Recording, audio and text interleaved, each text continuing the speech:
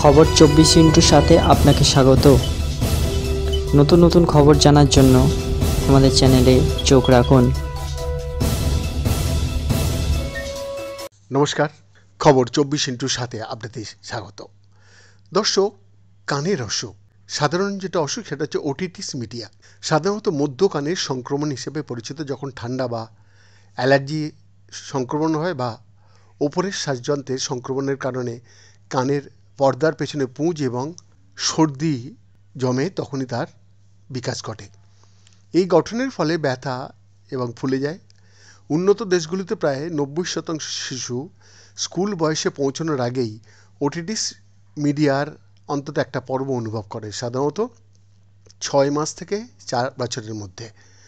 বর্তমানে otitis media থেকে মাধ্যমিক জটিলতাগুলি উন্নত দেশগুলিতে প্রতি 2000 শিশুর মধ্যে প্রায় একজনকে প্রভাবিত করে।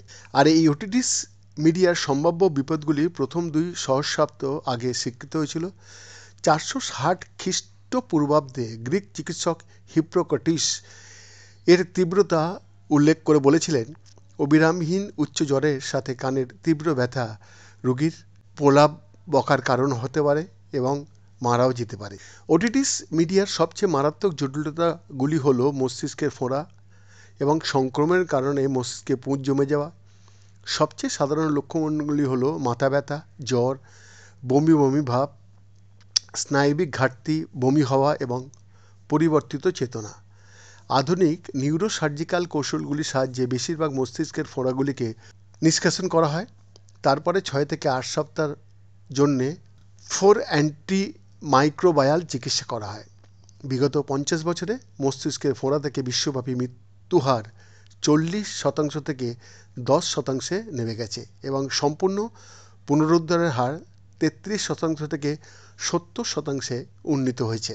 ব্যাকটেরিয়াজনিত মেনিনজাইটিস লক্ষণগুলির মধ্যে রয়েছে প্রচণ্ড মাথা ব্যথা, উচ্চ জ্বর, ঘাড় শক্ত হওয়া, বিরক্তি, মানসিক অবস্থার পরিবর্তন এবং অস্বস্তি।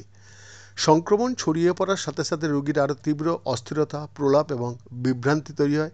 চিকিৎসা হলো 7 থেকে 21 দিনের জন্য উচ্চ ডোজ 4 বলা হয় সেই অ্যান্টিবায়োটিক।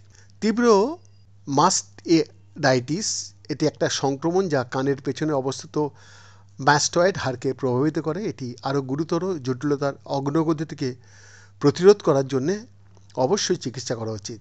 চিকিৎসার মধ্যে 4 অ্যান্টিবায়োটিক এবং একটি ড্রেনেজ টিউব বসানো হয়ে থাকে। শ্রবণ শক্তি হ্রাস, স্থায়ী শ্রবণ শক্তি বিরল। প্রতি 10,000 শিশুর মধ্যে 2 জনের মধ্যে ঘটতে পারে যাদের ওটিটিস মিডিয়া রয়েছে। মুখের পক্ষাঘাত, অ্যান্টিবায়োটিকের আগে ওটিটিস মিডিয়ার 100টির মধ্যে প্রায় 2টিতে এই দুর্বল জটিলতা দেখা দেয়। অ্যান্টিবায়োটিকের পর থেকে হার 2000-এর ক্ষেত্রে 1-এ নেমে এসছে। এটাকে জরুরি হিসেবে বিবেচনা করা উচিত। প্রায় 95% ওটিটিস মিডিয়া রোগী যারা মুখের পক্ষাঘাতে আক্রান্ত হন তারা সম্পূর্ণভাবে সেরে ওঠেন। অ্যান্টিবায়োটিক থেরাপি ওটিটিস মিডিয়ার জটিলতা ফ্রিকোয়েন্সি ব্যাপকভাবে হ্রাস করেছে, ডক্টর মুর এবং হোটালিং লিখছেন। তবে নিউরোলজিক জটিলতার সম্ভাব্য বিকাশ সম্পর্কে সচেতন থাকা অত্যাবশ্যকীয় গুরুত্বপূর্ণ। বৈদ্যনাথ দাসের রিপোর্ট, খবর 24/7।